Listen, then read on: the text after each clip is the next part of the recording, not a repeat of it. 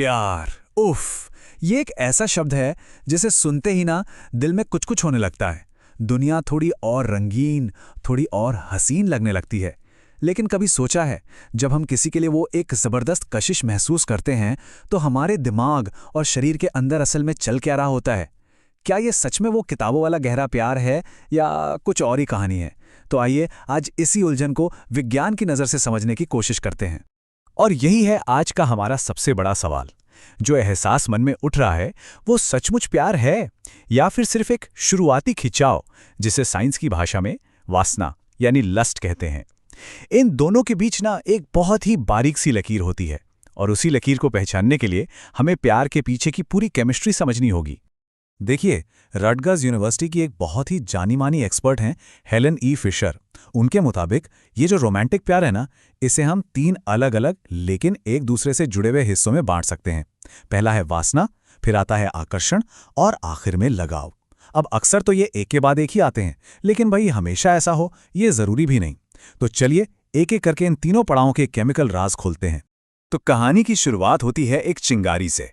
इसी चिंगारी को हम कहते हैं वासना।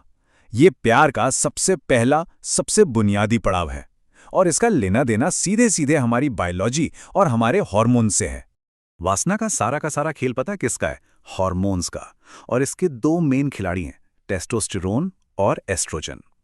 समझिए कि ये वो केमिकल मैसेंजर हैं जो हमारे अंदर यौन इच्छा को जगाते हैं और उसे कंट्रोल भी करते हैं। इसका मकसद एकदम सीधा और साफ है। ये पूरी तरह से एक जिस्मानी मामला है जिसका सीधा कनेक्शन सेक्सुअल रिलेशन बनाने की इच्छा से है, और इसका सबसे बड़ा मकसद मानव जाति के अस्तित्व को बनाए रखना। एक तरह से सोचिए, अगर वासना की ये बायोलॉजिकल ड्राइव न होती तो शायद हम और आप आज यहाँ होते ही नहीं। तो बात यह है कि वासना प्यार की कहानी का पहला चैप्टर तो हो सकता है, पर यह पूरी कहानी बिल्कुल नहीं है। वासना की उस पहली चिंगारी के बाद आता है दूसरा और शायद सबसे नशीला पड़ाव, आकर्षण। अरे, ये वो वाला फेज है जब कोई एक खास इंसान हमारे दिमाग पर 24 घंटे छाया रहता है। ना नींद आती है, ना भूख लगती है, सब गायब। इस दीवानगी के पीछे का जो मास्टरमाइंड है, उसका नाम है डोपामाइन। ये हमारे दिमाग का रिवॉर्ड केमिकल है। मतलब जब भी हम कुछ ऐसा करते हैं जिससे हमें खुशी मिलती है, तो हमारा दिमाग डोपामाइन रिलीज करता है ताकि हम वो काम बार बार करें। और मजे की बात यह है कि डोपामाइन हमें एक ही काम को बार बार करने के लिए उकसाता है, बिल्कुल किसी लत की तरह। इसीलिए आकर्षण का ये एहसास इतना जबरदस्त होता है। और इतना ही नहीं, ये दिमाग के उन हिस्सों को भी सुस्त कर देता है जो सही गलत या लॉजिकल सोच विचार के लिए जिम्मेदार होते हैं। वो जो कहते हैं ना कि प्यार में इंसान अंधा हो जाता है, वो कहावत शायद यहीं से आई है। और पता है, ये जो बिना लॉजिक वाला दीवानगी भरा हनीमून पीरियड होता है, जिसमें सब कुछ सपनों जैसा लगता है, ये कितने वक्त तक चल सकता है? पूरे 18 महीने तक। आकर्षण के इस खेल में डोपामाइन अकेला नहीं है, उसका साथ देता है एक और केमिकल, नॉर एपिनेफ्राइन। इसे स्ट्रेस हार्मोन भी कहते हैं, और प्यार में पड़ने पर वो जो शारीरिक एहसास होते हैं ना, उन सब के लिए यही जिम्मेदार है। पसीने से भीगी हथेलियां, दिल की धड़कनों का तेज हो जाना, पेट में वो तितलियों वाली गुदगुदी।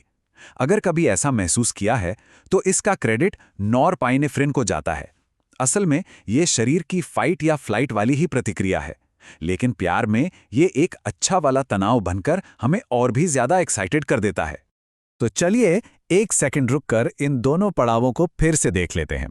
एक तरफ है वासना, जो पूरी तरह से जिस्मानी है, जिसका इंजन है टेस्टोस्टेरोन और एस्ट्रोजन, और मकसद है नस्ल को आगे बढ़ाना। वहीं दूसरी तरफ है आकर्षण।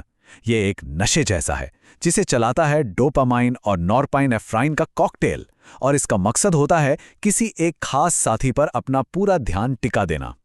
और अब आते हैं तीसरे और सबसे मजबूत पड़ाव पर, लगाव।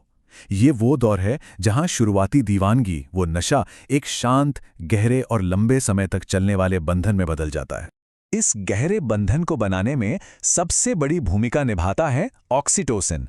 इससे कडल हार्मोन भी कहते हैं, मतलब गले लगने वाला हार्मोन। यही हमें अपनेपन, सुरक्षा और एक संतुष्टि का एहसास दिलाता है। जब हम किसी को गले लगाते हैं या कोई प्यारा सा स्पर्श महसूस करते हैं तो ऑक्सीटोसिन रिलीज होता है। सेक्स के दौरान तो ये बहुत ज्यादा मात्रा में रिलीज होता है और यही वो हार्मोन है जो दो लोगों के बीच विश्वास और रिश्ते की गहराई को बढ़ाता है, उसे मजबूत करता है।